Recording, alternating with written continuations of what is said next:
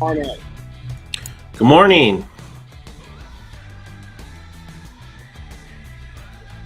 It's good. You can sit wherever you want. Open seating. I can see you. It's not too bad. I was going to ask if you could tilt it down a little bit. See if I can. It's on my Epicam. I can come down. Is it just looking up? I can bring it down. Yeah, maybe just bring it down a little bit is all. There's a lot of space above your head. Well, I'm short. I wasn't gonna say it. Yeah, you were. You're thinking it. Okay, how's that? There, that's better. That's okay. Better. Cool. Right on. It makes you look taller. Christian, yeah, good save. Nothing was the only thing that makes me look tall. Well, stand next to Diane makes me look real tall. She's a good too. You know? Okay. Exactly. Yeah, it's advantage to be done. You know? Christian is extra good. Christian brought all these pastries, man. Trying to watch what I eat, and man, it's yeah. And then they all bring them over here, and I'm doing the podcast. I'm like, I do have coffee though, you know. Wow, what a great class! Hey, we're gonna take them once we get rolling. We're gonna bring them around me, and then we're just gonna say hi. We had a really inspired where we are, and then just very quickly, just go down the line, and just say my name, say something, you know. Pop back over there. It's the other podcast. We're going to try to keep questions minimal and kind of quick. I don't know if we're going to have time. It's a really long one, you know. It was involved. I worked on it, so I didn't come out last night. It was. I usually have a page and a half or a page. Okay. And I got 1, 2, 3, and a 4th.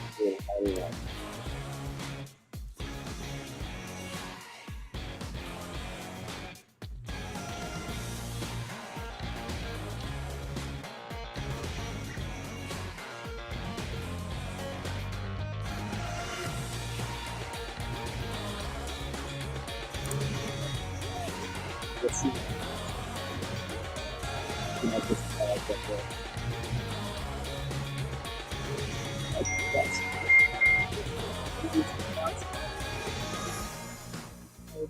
Yeah. Now you're part of the show. Awesome. Hey, Chris, is clarity good on the camera?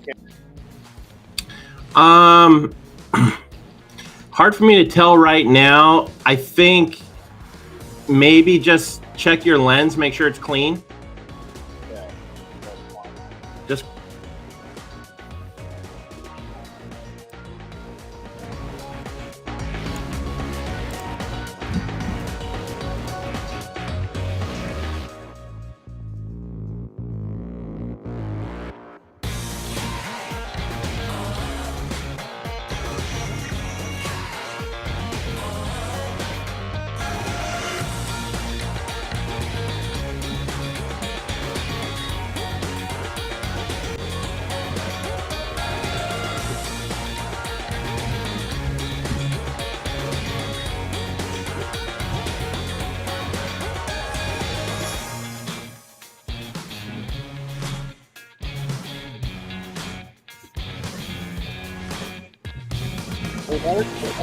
yeah, that actually looks a lot better. Good.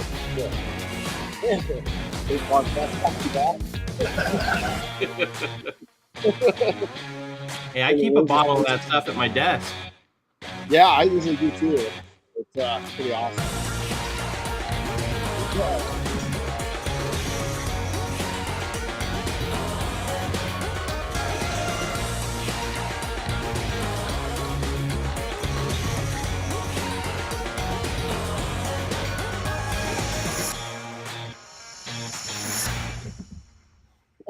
Good morning, Renny Doyle Podcast. I'm sitting here making notes, like literally as we started up. So, Chris, how's it going?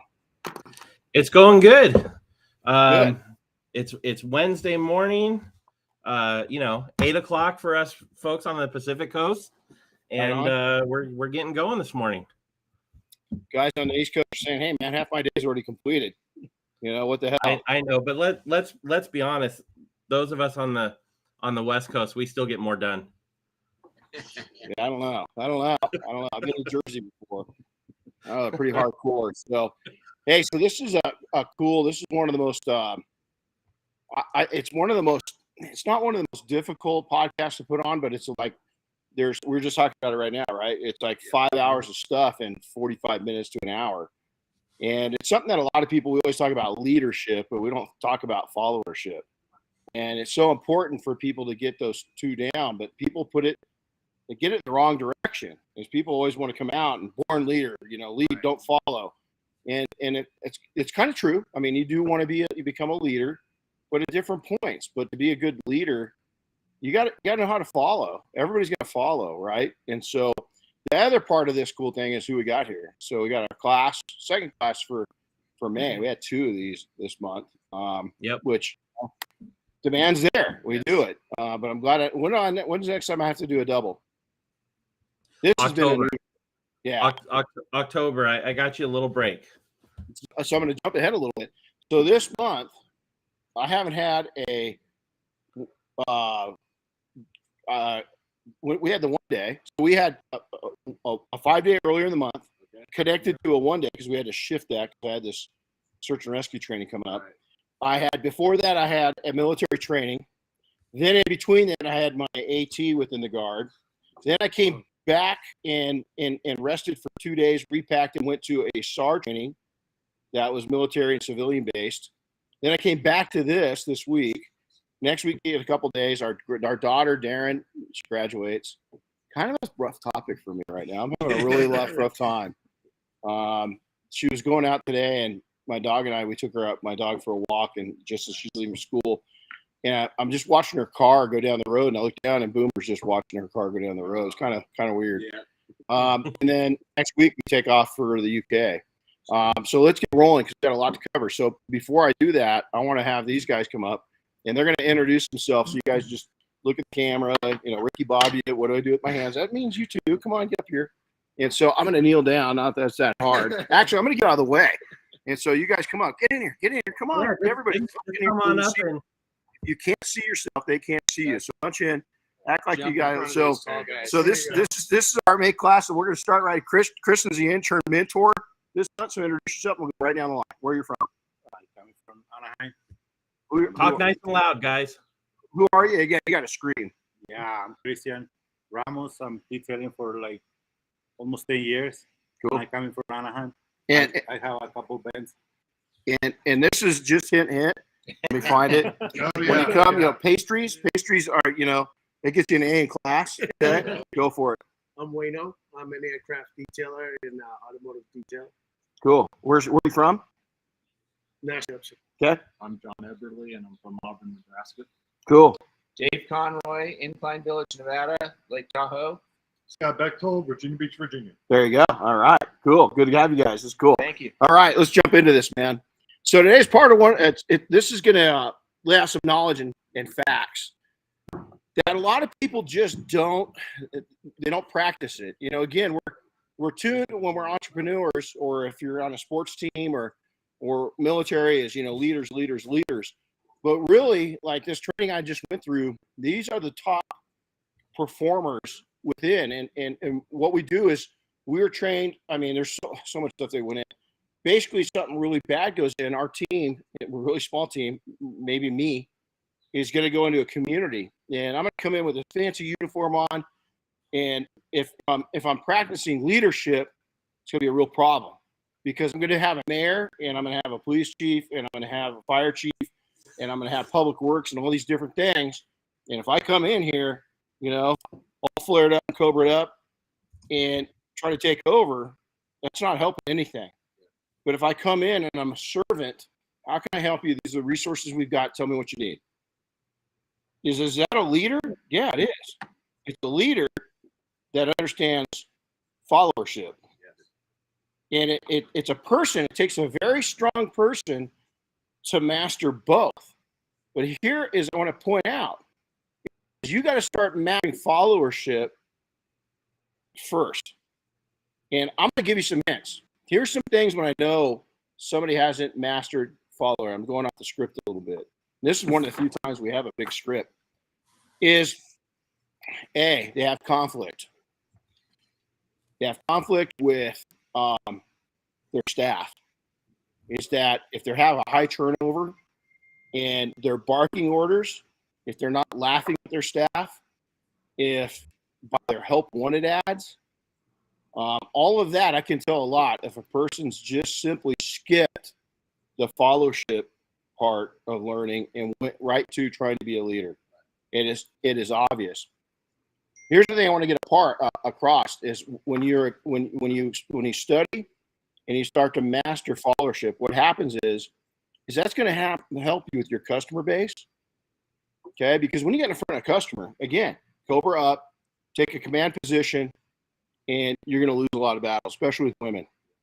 Okay, and believe it or not, you get a guy that is my age and you start posturing to me, it's just the wrong message. I don't need that. I don't care what age you are. I don't need that. I don't want that. But if you take and you're humble and I can see you're following my lead, I'm telling you as a customer, I'm telling you as a community member, I'm telling you as a family member, hey man, this is kind of what I need, and you're listening. That's pretty badass. It's pretty badass. And so these are things that if you're gonna and being a leader, a lot of people think they're gonna be an industry leader, they're gonna be a leader in their company. Listen, if you're barking out orders and you've got conflict within your ranks, of your company, is like the military. I'm a leader, but it's not my company. Right. And listen, and this is a slide I want Chris to pull this picture up real quick. Is that I had a colonel tell me early on, this when I was a little boy, is that he told me that everybody salutes somebody. And if you look at this President Reagan, what is he doing? He's saluting somebody. And so, to be a great leader, to make it to that office, even the presidents, all of ours, and I just picked this guy out because I like him, and it was my first presidential vote, back in those days, Mondale versus Reagan, and so when that colonel told me that, and this is when I was a young boy going into manhood, right? Teenager still. I still had a teen. Is when he told me that, I was like, oh my God, that's true. I mean, the boss knows when to not be a boss. And so I thought that was really interesting. So, hey, so small talk. This week's training, we introduced these guys. They had the Wrath of Diane yesterday. They go into Wrath. Yep. They had a long day. But you guys, great job. I came in and looked at these interiors. Today, amazing day. Sanding, wet work, headlights, coating. I mean, we go into so many cool things. It's not that wasn't cool, but we go into another layer of cool things. Yeah. So, past couple weeks, man, I mean, this has been, I'm on the front side of Everest climbing it schedule wise right now. I'm just about ready to peak. About next Thursday, Friday, I peak out, then I start slowly kind of going down to a nice schedule again, and it's going to be really enjoyable. So, hey, Chris, let's jump into this a little bit. Let's talk about meetings and stuff like that. Hey, what's on this shirt? Is this a new one or is this an old one? Oh, it's an old one. I haven't bought any in a while. The closet's full, but Lamborghini Miura, that's one of, probably the most beautiful car in the world, in my opinion. So I'd love to have one of these someday. So we're going to. Where did that come out? Ooh, that's a good question. It was the 60s. It was the 60s. Wow. Very, very advanced for its time, for sure. Transverse mounted V12, I think, in the back. Yeah. Wow. Well, cool. Well, hey, am I breaking up or are we okay, Chris? You were breaking up a little bit there. Right now, your signal's a little low. That's not good. We'll see how it goes. Yeah, we'll just jump into it. So let's go. All right, so let's go into Yeah, I was gonna jump in real quick. The title of this, we got a word in there, profound, and when you start thinking about that, profound, the definition is like very great or intense. So you could replace this title, realizing the very great success within your life, or realizing the intense success within your life. But there you go. That's what it means, and profound people are intense people. Yeah, absolutely. We're going through disc training right now. All the leadership of our group, right? You me included. And it's cool to see the different personalities and how to interact with each other. But a lot of people, profound. What's profound? Listen, I'm never going to be a billionaire. Not on my wish list, not on my bucket list, never has been. I know a lot of billionaires, and I've seen what they've given up. It's hard enough to become a millionaire versus a billionaire. That's a lot of zeros on there. But profound success can be found. It's not about money. It's not always about money. You've got to go into freedom of lifestyle, of being happy, of doing what you love, of not being tied down to a ball and chain, the job. Even though your company, Chris came to lifestyle. Hey man, Chris comes in. Yeah, I'm gonna get this position, and we're gonna live, and hadn't quite happened yet. He's just met his foot's on the accelerator, and now I got to pump his brakes, because he just doesn't know how to put the brakes on. Although I think we need to reenact that Top Gun video that you sent me. I think I saw a lot of similarities there, buddy. I saw a lot of similarities in that. So Yeah. I'll show these guys later in the week, but when you get here. But that was funnier now. But you know what? You're right, Chris. Is that it's great or intense. It's and intense people don't have to be obnoxious people. The most obnoxious people are people that have taken the leadership role without having a followership role. Is because if you don't know how to be a follower, you're not going to be an outstanding boss. And it's not just about employing people. It's connections. It's people. It's all these different things.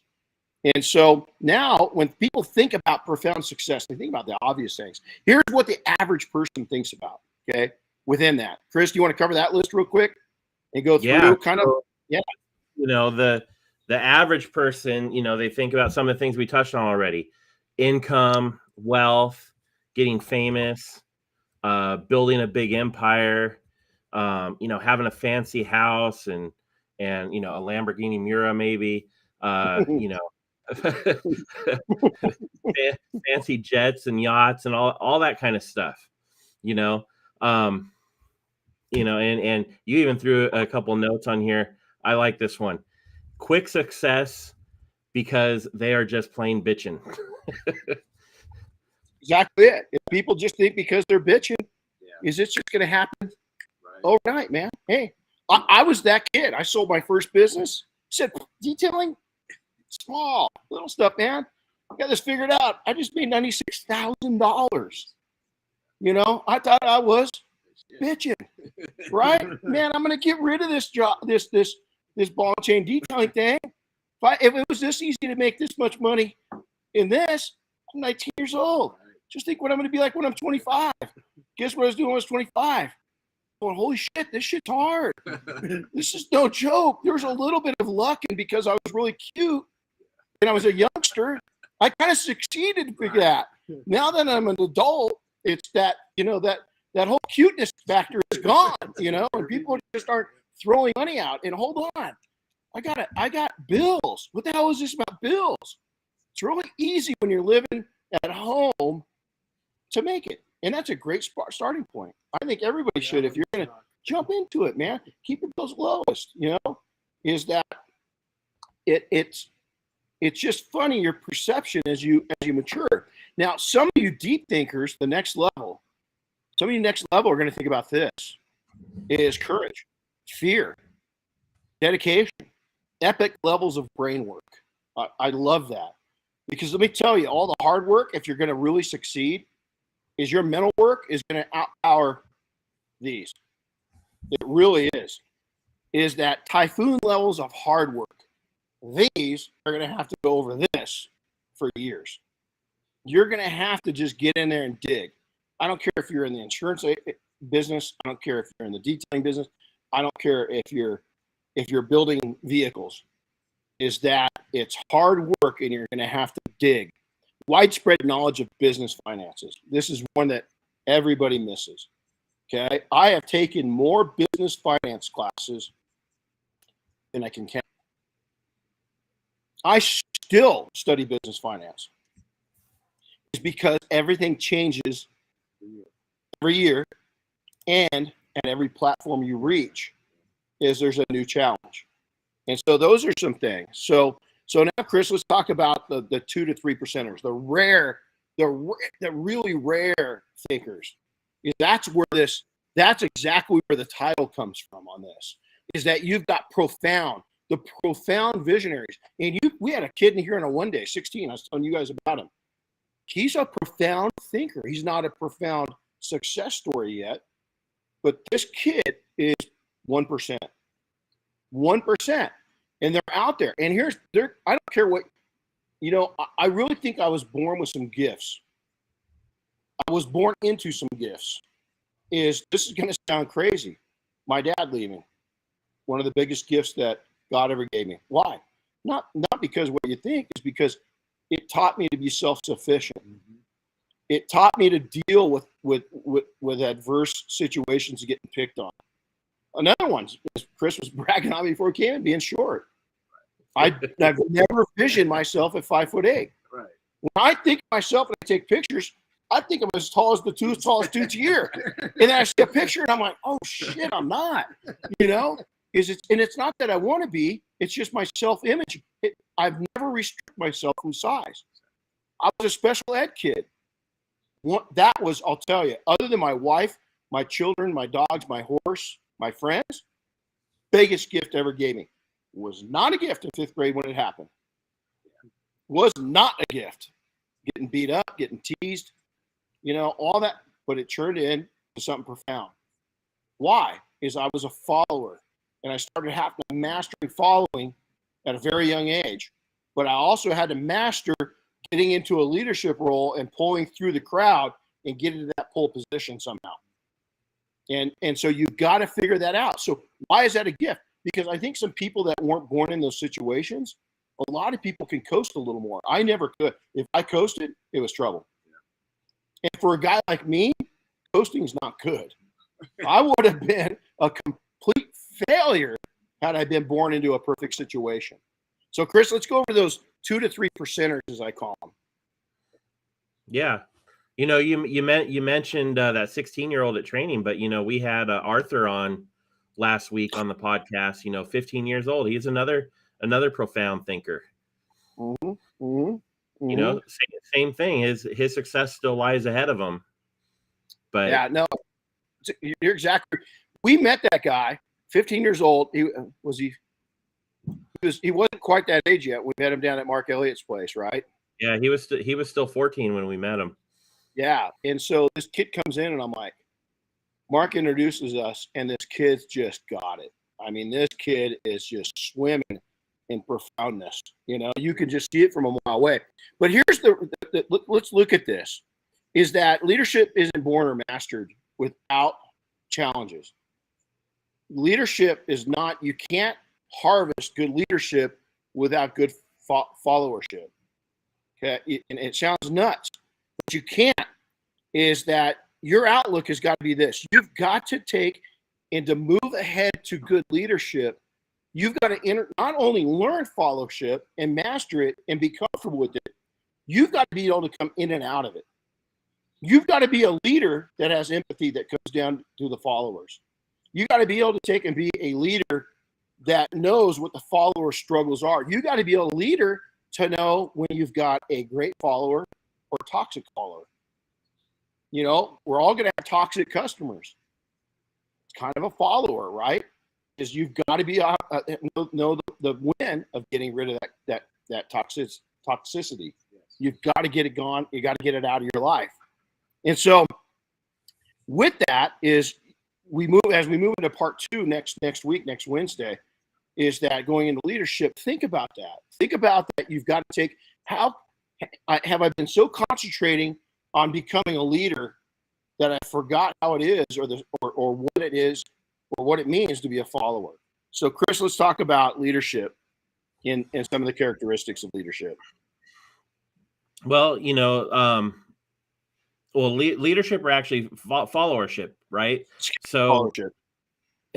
not a problem. So, like leadership, followership is best understood with an explanation, right? They're followers of character and commitment, acting to support the needs and goals of the team. So,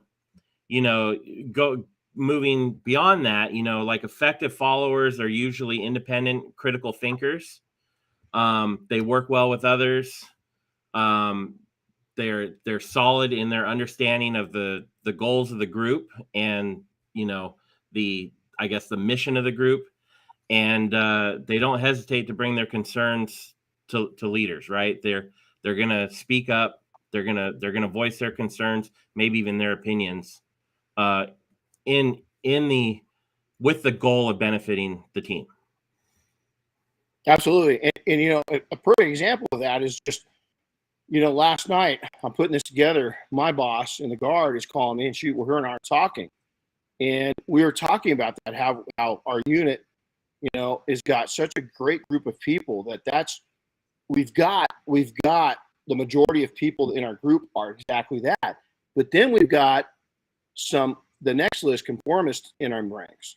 So that brings some other challenges, because if you share your opinion and you're out there and you're thinking ahead, and you're thinking about how to push the group ahead, are you hurting or helping the leadership?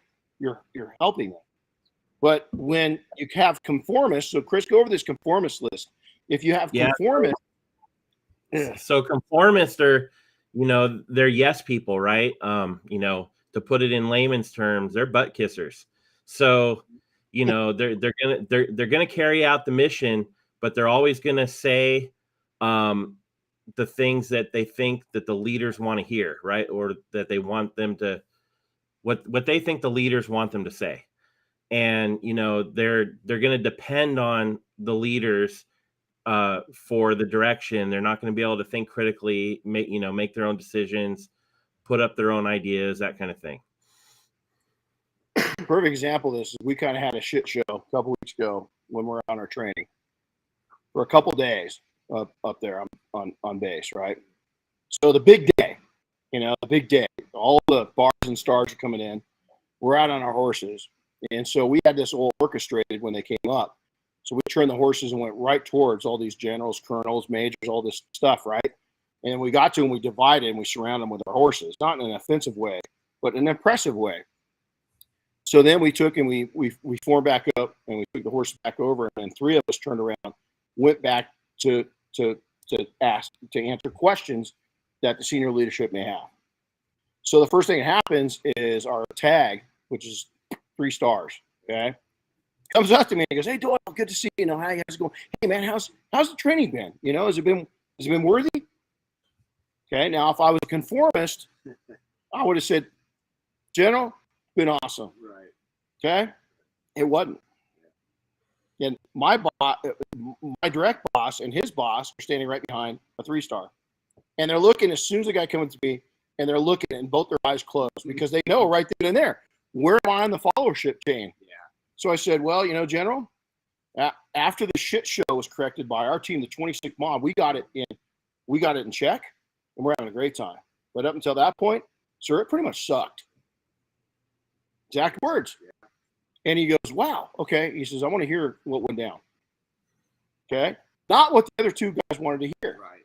But in the long run, what happened is we went in and corrected a bunch of mistakes, and we shined. We look good. Okay, we look good. And a lot of the other units, we didn't know. There's 300 people there. A couple of the other units did the same thing we did. They improvised on their own because we had good leadership. Yeah. We respect our leader, and we made it work. The other ones that don't have good followership were an absolute mess because they don't respect their leader. They've got some toxic people in it, and it goes right into this. Passive followers. Let's go over this.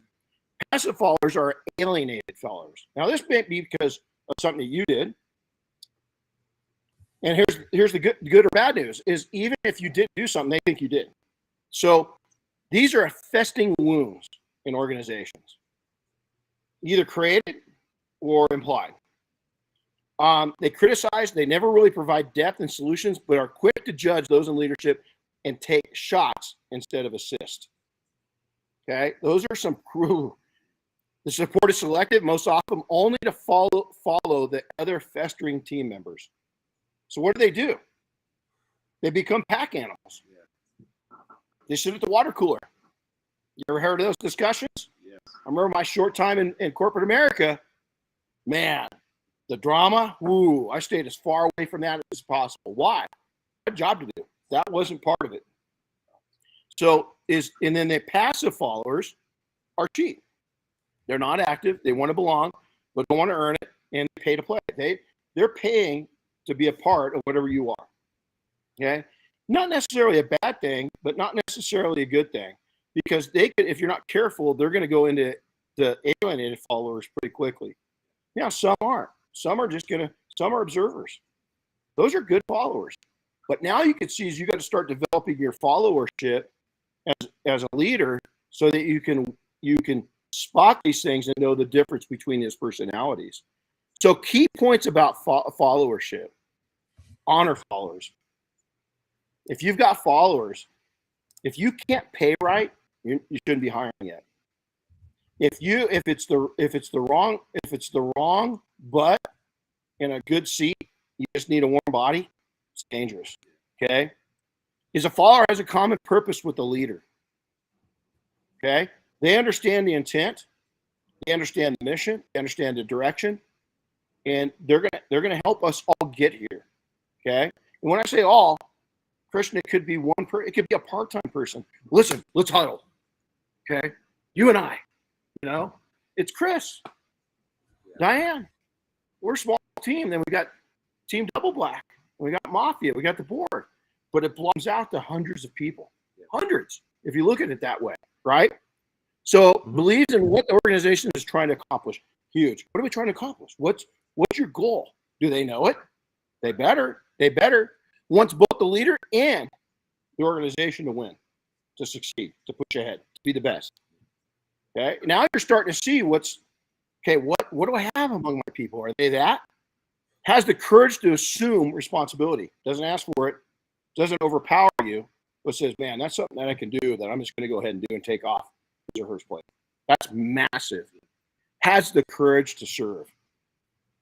One of the best things that ever happened was that we did a lot of volunteer stuff when we were running the shops. And I love to see my guys just show up to help out. I'd never put the pressure on for them to do it. But I always knew who my great team members were because they just did it. And they bought into it and they saw value in it. Is the courage to challenge. Challenge you as a leader. Challenge you as a follower. Challenge other staff members. Challenge themselves. Massive. The courage to participate in transformations when needed without causing mayhem or divide. Okay, transformations are always going to happen. I don't care how big, I don't care how small your company is. You have to transform. One of the things that I really watched as a youngster, and again, this is my followership. I'm still a follower. At my rank, both in the mafia, within the industry, I'm in the Hall of Fame. I remember standing up there when we got inducted, and one of the guys, everybody on the stage was 70 plus years old. So one of the guys goes, hey, how old are you? And I think at the time I was 54, 53. And they go, hey, what are you going to do for the next 30 years? And I was like, have fun, get more people in the Hall of Fame, build up others, show people how to do it when they're in their 40s, is cut it off. Those were the giant slayers of our time. I'm standing on those guys' shoulders to this day, is that is a sign. And then this is really important, is has the courage to leave. Every career ends. Every time ends. So on search and rescue, if we're on a mission, is that if we've got, there's usually anywhere from 3 to 9 of us, just depending on what we're doing, right? Well, if Dave is our specialist in ropes, and Dave's the only one that knows ropes, and we all show up, we got to get the ropes, mission. No, Dave might be the badass, but he's going to take and make us junior badasses because there's going to be a day that he's not there. I'm in search and rescue. I'm really tracking, really, really good at it. But I'm a jack of all trades and a master of none on everything else. I can do Someone says, okay, Doyle, hey, we need you to set up a blade. We got to get down there. Good. It's not going to be as pretty as Dave's. Dave taught me how to do it. It's going to be safe. I guarantee you. Not going to look as good, but we're going to be able to get down there safe. Am I going to do it? No, it's going to take me 3 times as long. 3 times as long, but it's going to be safe. Right? So, matter of fact, we're going to go through a lot more rope and webbing and everything else because, man, I'm going to make sure because I'm not Dave. I'm going to get injured. So, the courage to leave, what does that mean? Is that a good and therefore leader is going to know when the time has come. And, it's weird because at different, can you imagine being a professional athlete? Okay. I can't imagine. I remember when the day I couldn't play football anymore, the day I knew I was never going to put a uniform on again, never going to slip a helmet on. Mine's sitting over there. Every once in a while, nobody's looking. I still put it on. But it's. Can you imagine going from the time you're 5 until you're 35, one day, realizing it's time to leave the game. But yet, they have to do it every year, And we've all seen the athletes that it's past time, buddy. Right. You should have left a while ago. It's getting a little toxic. It's getting a little hard to watch. It's time to move on. Yeah. And you respect that. So profound successions don't come naturally. They don't come quick. They don't come without wisdoms. And what I mean, people say wisdoms. You got to have a lot of wisdoms. You got to have a lot of areas that you're comfortable in. You got to have a lot of area that it's really important that you do that. So this is pretty cool. My computer is going to go dead. See, we're ordered up just in time. And Chris, we'll go pull that next slide up. We want to thank Double Black for doing this. And we want to take it and let us know how we can help you. Yeah, let us know how you can be a success. Make sure to make a comment, tell a share. Most importantly, is this Memorial Day. It's not Happy Memorial Day. I really don't like it when people say that because the meaning of Memorial Day are men and women we've lost. And it's not a down day. It's a day of remembrance. Go out, have that barbecue, have that time with family because you're blessed because those men and women gave up the ultimate sacrifice so that you and I can go and do that in this great country. And so go out and have an amazing, amazing Memorial Day weekend and study being a follower, mass followership. Get into it. So, Chris, any closing word? Man, you just a little bit. I had some thoughts on when you talked about having the courage to leave. I spent way too long in an industry that I didn't belong in anymore. I didn't have the courage to leave when it was time to. And so when I eventually did get that courage, it changed my life and for the better. So that's just kind of my thought there. Well, and that's an important thought. Sorry, I'm going to get a extension cord to plug in because I didn't know it was going to eat this much electricity up, this much power. But and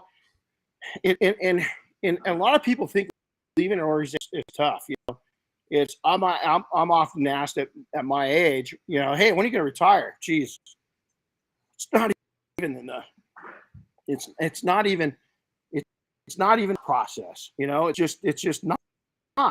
So to be able to even think that is beyond my thinking. What I do want to do is how can I take and live the life I want and teach others how to do it also. Does that make sense?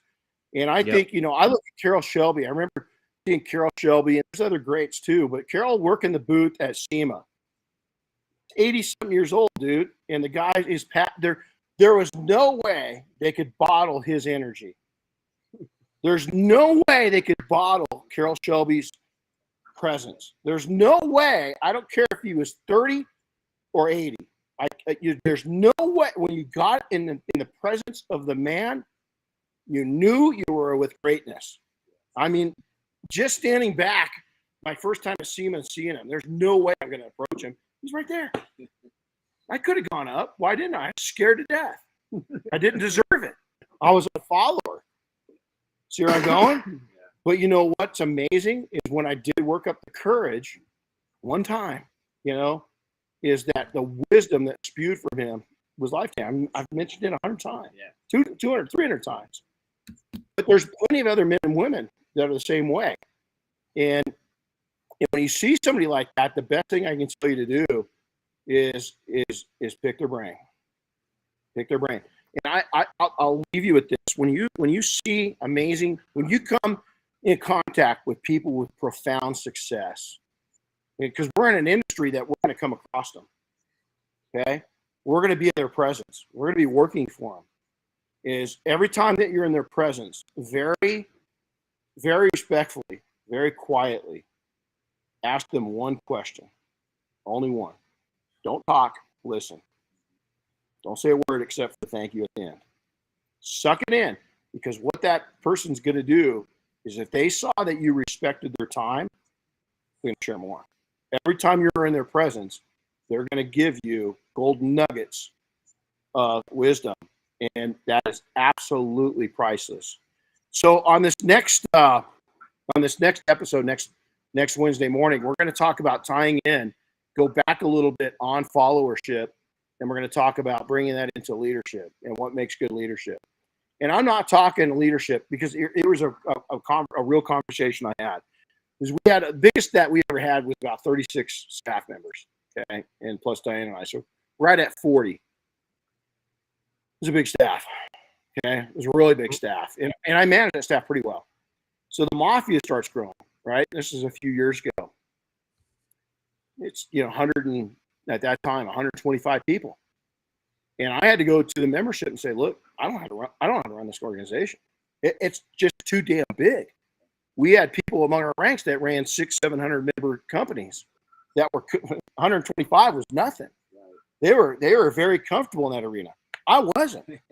So I had to leave that position and relinquish that. And it did take a little bit of time for me to adjust of other people taking on leadership roles. Now I'm a follower of the leadership. All I can do is give wisdom. I let the group. The nice thing about that is every platform that we realize in life and business is we are a little older. You're going to have people that sometimes you're taking and leading that are older than you, and sometimes you're going to have a lot of people that are younger than you. Is as you age, you've got to do so gracefully with the intent of bringing in the youth and absorbing the energy of youth, not pushing it away. So many people criticize. I work with, military, they're young.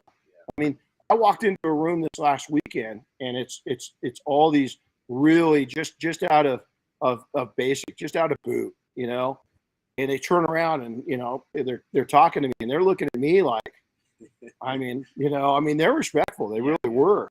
But it makes you feel, your age comes on real quickly, when you're in a group that young. But years ago, I remember being in that group, and they're going, and one of the young soldiers asked me, he says, Chief, what was the best president you ever served underneath? And I went, wow. I said, Abraham Lincoln was pretty cool. And he goes, really? And I was like, no, are you kidding me? Come on, So, but it's I'm of the mindset that I'm seeing, and I think Chris, you'll agree, is that the current, there's a middle ground of society that is a little confused. I think that the young people coming in right now in their teens and 20s are pretty amazing folks. I think they're seeing some things that the generation just before them and didn't see. And I think they're seeing a lot that my generation didn't see. And I think it's kind of going full circle back to where we're going to get a small percentage of those individuals that are like the greatest generation ever. Those people that fought World War II and everything else. I think we've got some dedicated young people that are at that level. They're not lazy, not all of them. But the ones that we're seeing that are positive, what they're seeing is that they've watched their parents, which many times were my age, work their asses off for what? And I think they're questioning that now. I kind of preach that. Don't do as I did. Don't do as I did. You know, as Steve Harvey says it best, and I've adopted that. Is that, you know, it took my entire 40s to fix my entire 30s, you know, of bad habits. Yeah. Steve says it took his true. Yeah, because I had the great habits in my 20s. Great follower. I was learning. When I went into the leadership role, what I didn't realize was I wasn't all that.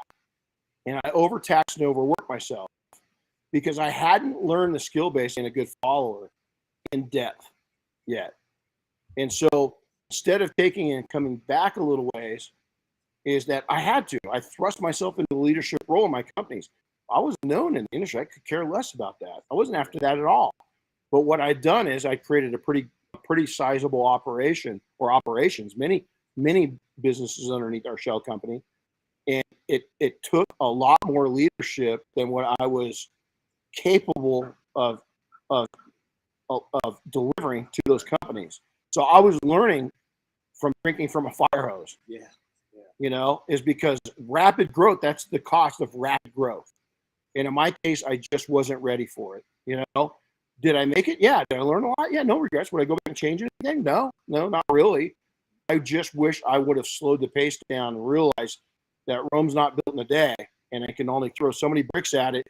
And if you don't have enough bricklayers, the bricks start stacking up on top of you. And then first, second, and third failure. Exactly. That's it. First, second, and third defeat. It's learning. It's an opportunity.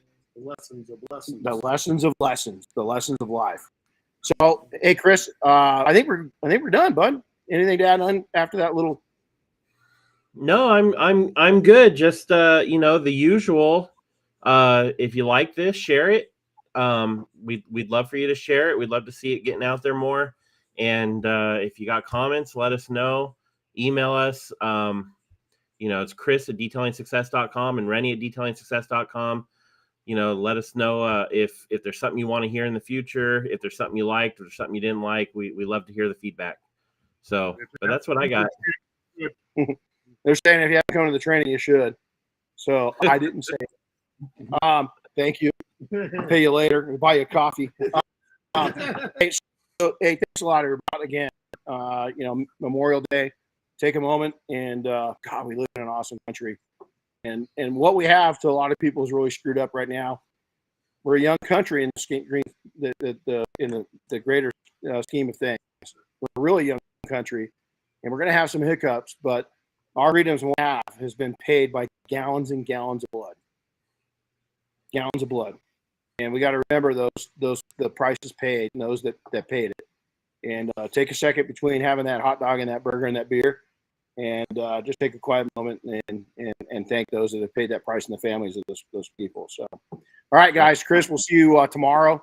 And with that, happy detailing all. We'll see you later. Yep. See you guys.